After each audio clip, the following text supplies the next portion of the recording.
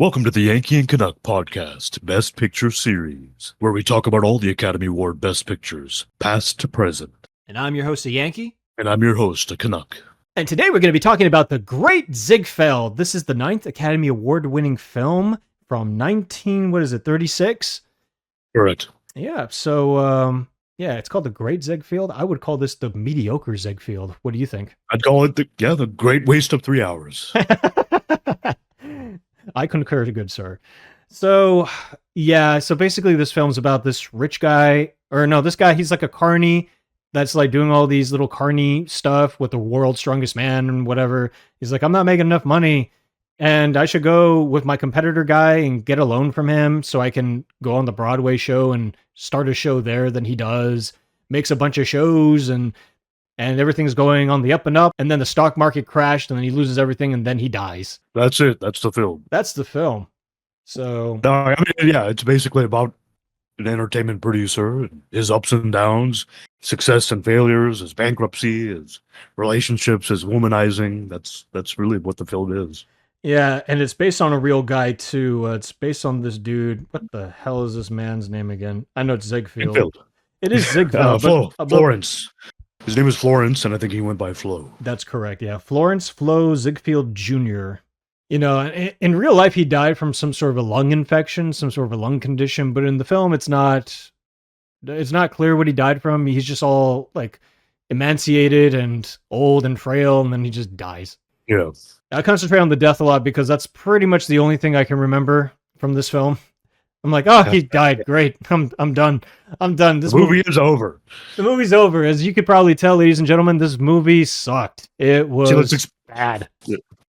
See, it's a biopic, so when the character dies, the movie is over. Yeah, and in this case, I don't care. It was great. I mean, if anything, the first, 10, 15 minutes I thought were fine. I was like, okay, so you have this carny guy. They're in Cairo, and they're doing all these shows and adjacent to one another. And so Ziegfeld is in competition with this other guy. I don't remember his name. And they both have their own... What's his what?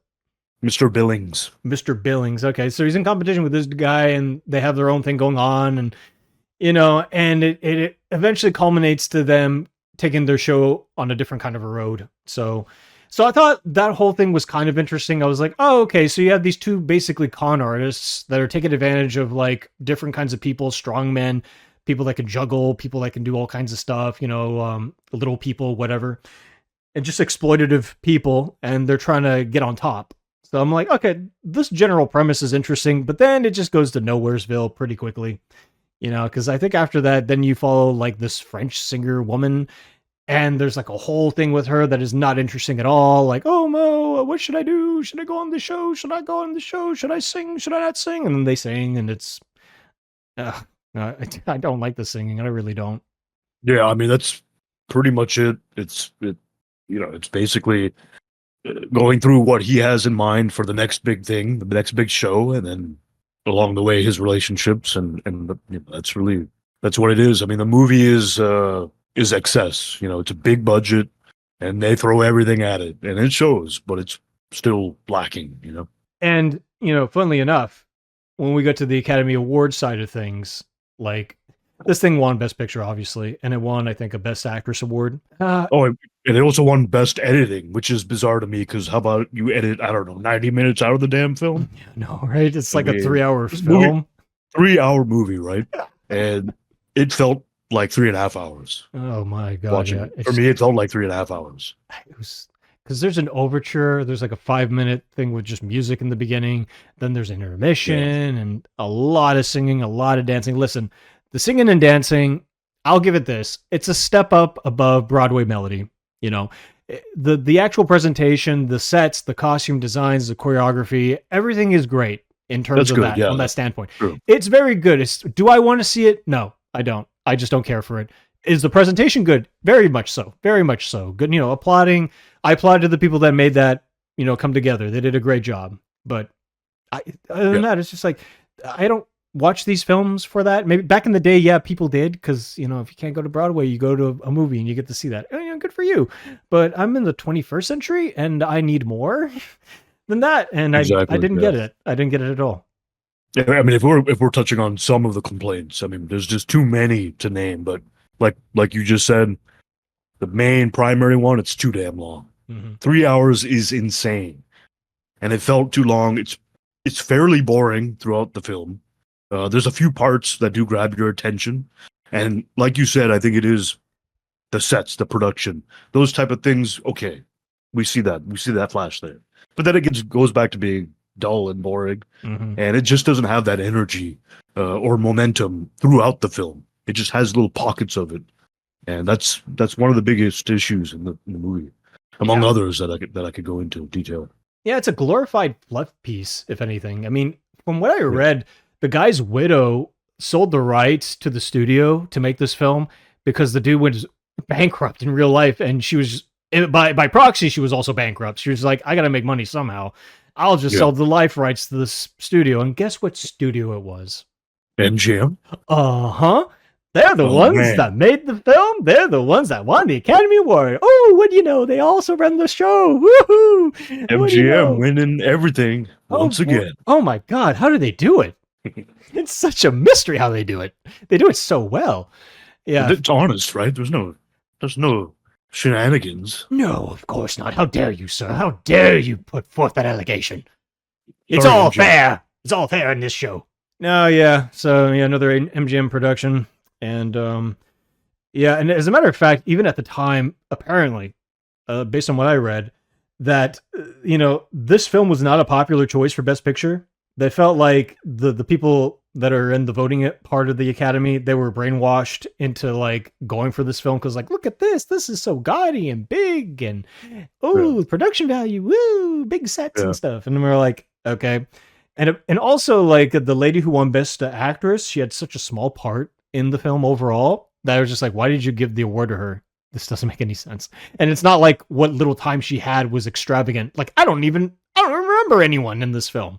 Maybe the main guy, because he's the main guy, but even then he's forgettable. You know what I mean? Look at all the awards. You could take the best actor, best editing, best picture. I mean, did they deserve any of them? I mean, I'd say to be fair, I haven't seen all the other movies that were nominated, but I mean, best editing, come on, we can get that out of there. Yeah. Well, I haven't either, but I would say like, ain't nobody got time for that.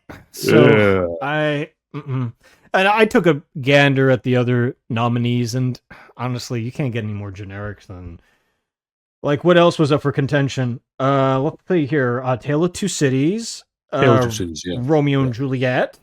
Then you got something called Dodsworth. Mr. Deeds Goes to Town. Oh, Mr. Deeds Goes to Town. That's a big one. Yeah. I've seen that movie. That's considered a classic, actually. It is, yeah. So, but if anything, it's just like this film is just like, what? The only real mercy to this film is that there was no source material. This was all made in the studio, like all the screenwriting and everything like that. So there was no book for me to read. Thank God.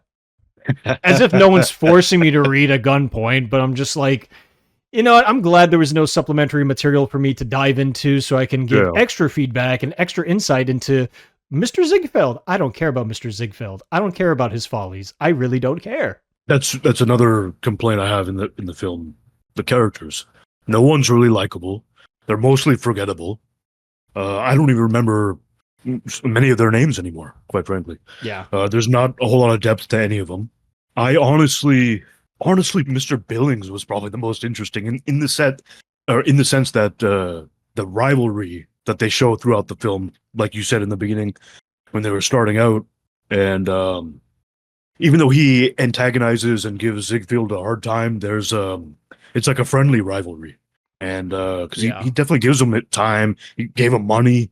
I remember there was a scene where he gives Ziegfeld $500 just to piss off. I remember that, and that's a lot of money, especially at that time. That's significant. It's $20,000. I had to look it up, and originally he wanted to ask for was it $5,000 or $5,000? Yeah, $2,000 or $5,000. Yeah. He wanted like $10,000, something like that, which was the equivalent. He lost a lot of money, and it was the equivalent of $1 million, and he wanted the equivalent of $100,000, and instead he got the equivalent of $20,000.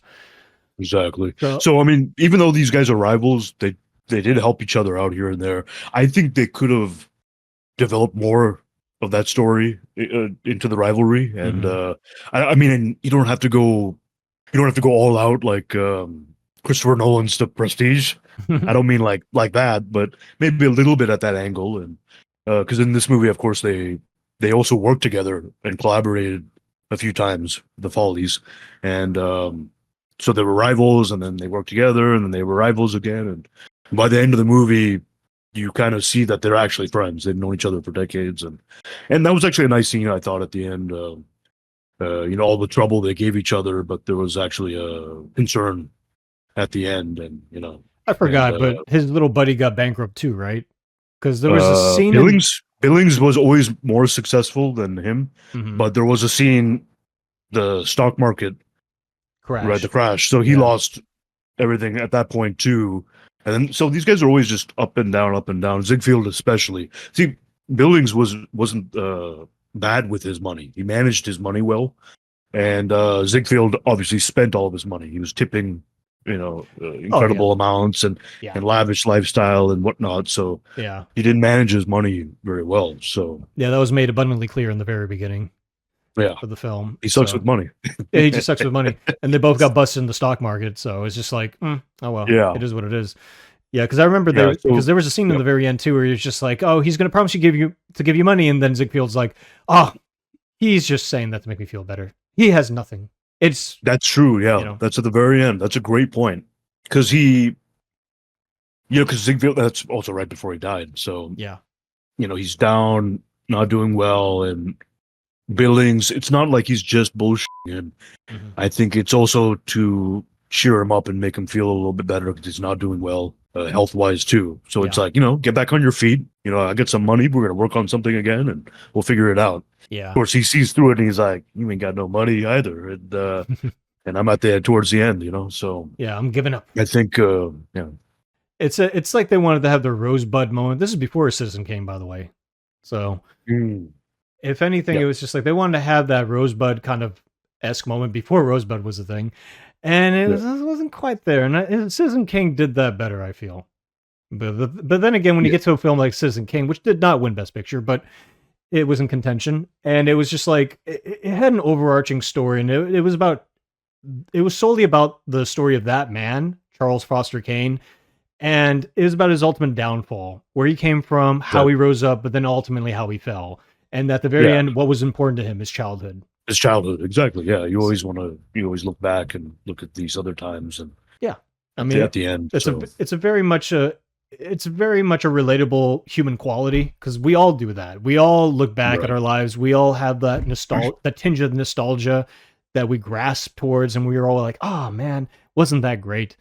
And I don't want to talk about that film because it's not about that film, but it's just like in comparison to this film, I feel like this film was like the thing that disappoints me the most about this film is that the premise is good. It really is a good premise. It really has a lot of the good ingredients to make this a good film about a man who's struggling, goes up on top, and then he hits rock bottom, just like Citizen Kane.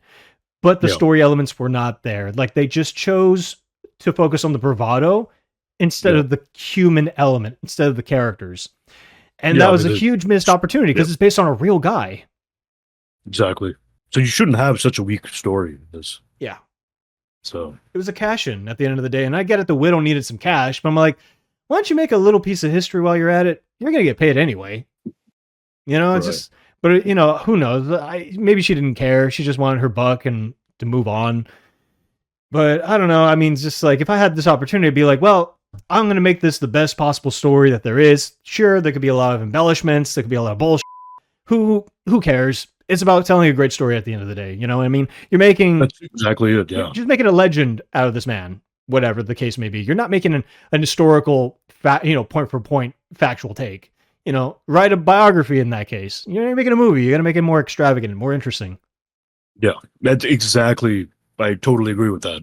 I understand it's a biopic, but you definitely can expand on things for the movie's sake, Yeah. Or don't, I don't know, and just have this movie. Oh no! Oh no! You're okay or not? I guess you're okay with this. This is what they produced, and they're like, "This is great." Not. This was fantastic. This was good enough. Yeah. Well, it made them money, so I mean, they didn't complain. True. So they spent a lot of money, and they made a lot of money. Yeah. And that's the way the Um, game's played. So halfway through the movie, you have that long Ziegfeld show, right? Mhm. Remember that part? Yeah, That yeah. whole sequence. I mean, you think it's over. No, it's not over. We get to watch more and more. Then it's some dude tap dancing. Looks like he's having a seizure. I mean, it's supposed to be a comedy. And then it's like, okay, it's over. No, no, no. They're just getting started. There's more and more. And it's really the show. It's the actual show that they did in the movie. Mhm. And I mean, there's aspects to it that are well done for sure. Like we said, the sets, dancers, costumes, all that. Really good. Good job. Mhm. But man, it takes up way too much time. I mean, Yeah. it's not even the only one that was in the movie. The main one in the middle, that took up way too much time. But there were other sequences as well. And the movie it just doesn't know when to shut the hell up. And I get that it's a musical, but it's also a movie, so and being a musical, I expect better music too, Yeah. right? No, I agree. That's a big problem in the movie. Yeah, that's the thing too. It's just like there was story until that halfway mark. Then all of a sudden I noticed like I'm seeing nothing but big Broadway spectacles. What's going on here? Right. And then a little bit of story comes back out, and then what do you know? We're back to the stage shows, and it's just like, Yeah. okay, I see what they're doing now. Okay, I don't like it. Yeah. I've seen this I mean, before. can only take so much of it. And if you don't have music to keep someone in it, that's a problem. And there was only a couple times they used good classical music hits, and Mhm. and I liked that. But majority of the music, it doesn't hit. And I don't know what they were thinking. Are to you be telling me honest. you didn't also appreciate that blackface performance? Oh man, so yeah, so many problems with this movie, and there's a lot of ridiculousness, a lot of foolishness, and obviously the use of blackface is insanely ridiculous. And unfortunately, it happened in shows and film back in the day. Obviously, It's really funny because like I was an Man. hour into watching this film and I took a break because I had to do other things. And Yeah. then you were in the middle of watching the movie, and then that's when you brought up the blackface thing. I was like, oh yeah, and that blackface, man. I'm like, what? Oh, you haven't Yeah. seen that? Well, I'll just keep my mouth shut. And then when I picked it back up a few minutes later, oh, there's the blackface performance. Yeah, that's disgusting. Yeah.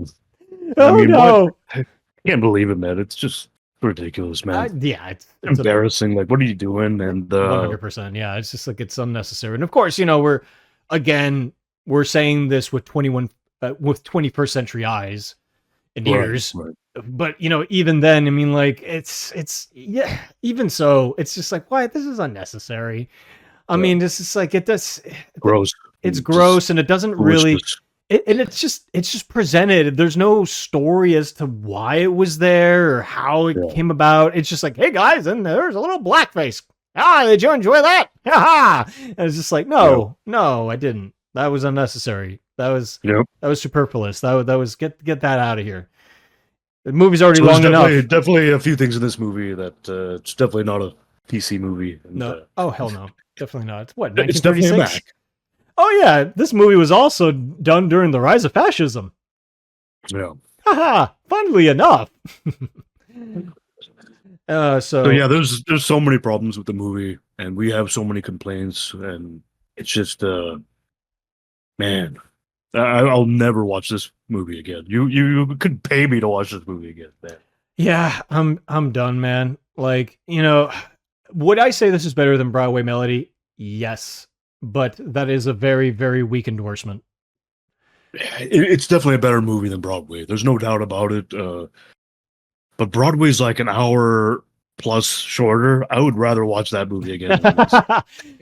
Come to think of it, I had to watch that movie twice when we did this, so I was just like, right. So I was like, Yeah, worse things could have happened. Yeah, Yeah. maybe now that you mentioned it, the 3-hour runtime does really hurt this film, like It's really badly. yeah. But is it as torturous as Grand Hotel? No. For me, no. Grand Hotel is still the worst Best Picture winner I've ever seen in my life. Worst book I've ever read. Worst movie I've ever read in that category. No. Is it better than Cimarron? Grand Hotel at least had a couple scenes that I was like, okay, that's cool. I like that. Yeah, it's a tough one, man. Some of these movies are just. Oof. Yeah, I mean, Cimarron, meh. At least Cimarron had some stuff happening. Yeah. There were some chapters in the book that were interesting. So I mean, like, So I would say, as far as the stuff that we've seen so far, as far as the 9 now Academy Award winners that we've seen for this podcast, this is probably towards the bottom of the barrel, but not at the bottom of the barrel. I would say I would rank it towards the bottom 3, 4, I'd say. Yeah, definitely one of my least favorite that we've seen, and one of the weaker ones for sure. But obviously it was a huge hit and popular and whatnot. But Yeah. I do want to mention one scene. So is Birth of a Nation, by the way. Oh. Right. And but there was one scene I did want to mention was so you remember the part where because there's something I wanted to add to it, and I was like, they should have done this, and because it's just what popped in my head. And the scene where I forgot her name or who she was, but one of the girls quits, right? Yeah. And she's yelling at Ziegfeld, and then she smashes his elephant figurine that's on the table. She's like, "This is what I think of your elephant," and smashes it and storms out. I don't know. I found it would have been. I mean, the scene itself was stupid, but it was kind of funny. There was also another elephant statue on the next table over, I noticed. But what I thought was, what if he had like an entire box of spare elephant figures? Because girls break the elephants and quit so often. Yeah, that would have been pretty funny, actually. I was like, that's what they should have done there. Well, that's the thing. That's the thing too. Now that you mention it, there was actually humor in this film too. Very little, but yeah. Yeah, it's there was attempts at humor. Attempts of humor, yes, but it was pretty bad. Yeah. And I'm like, oh, right. They're trying to be funny here. Aha, ha ha ha ha. But that suggestion, yeah, it's very Looney Tunes-esque, but it would have been so funny. Yeah. And be like, oh, there goes another one. Luckily, I have spares. You should have, man. Why not? But and then eventually they take the whole box and they break it. Ah, luckily I have another box. Okay, at that point we're just diving into like Three Stooges like territory. Yeah, it's true. Marx Brothers, but oh man. Yeah, so there ain't much for me to say. What about you? Yeah, I mean, that's pretty much it, man. I mean, I think it's, yeah, I mean, look, some decent acting in the film. There's some good production. There's some gorgeous women in the movie, but overall, it's boring. It's way too long. It's a bland story. It lacks depth, and I wouldn't recommend it. I mean, unless you really love musicals, and even then, I don't know. You may not like it. Yeah. Yeah, no, I 100% agree. There's nothing much more for me to add other than a rating, which is I'd probably give this one a 3 out of 10. Wow. All right. Dang, that bad. Oh man, I'm gonna give this a 5.5 out of 10. Yeah, it's pretty generous. Just because of the production and all that.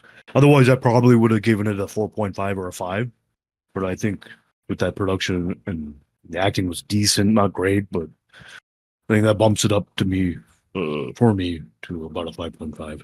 Yeah, I'd say a 3 because like sets are cool, dancing's cool, but songs are forgettable, performances are forgettable. I mean, people showed up and acted in front of a camera. They did the bare minimum effort. So I'm like, I give them props for that. Sure. There's a semblance of a story in there. But at the end of the day, as we keep saying, too long, too boring, not worth it, not at all. This is just one of those things where if you have to watch it, it's because you're just like us. You're crazy and you want to watch all the Academy Award winning films. So if that's your ambition, if that's what you want to do, have at it. And good luck. Don't watch it. Don't. I mean, there's at least 3-4 other movies that were winners that I would highly recommend. And a couple of them highly recommend. And this isn't one of them. So of the ones we've seen thus far, you mean? Yeah, the Academy Award winners so far. Up to this point, there's a couple that I would recommend, and a few that are highly recommend. This is not one of them. Yeah, you tell me, man. Well, guys, thanks for tuning in to this episode of Best Picture Winners. So stay tuned because the next one is also a biopic, and unfortunately, it's based on a book, 700-page book. So I'm going to be reading that. And I read the first chapter and the first paragraph, and I showed it to Canuck here, and it is horrible. I am not looking forward to it at all. And by proxy, I'm not looking forward to the movie it's based on either. But you know what? I signed up for this, so I can't complain too much. That's So right. We're gonna get through it. We're gonna get through it. we will. I mean, there's good stuff later on, especially once we get out of the It's true. theories, you know. Oh man, yes. All right, but thanks for tuning in, guys, and we'll be seeing you next time. Thanks a lot, guys. Take care.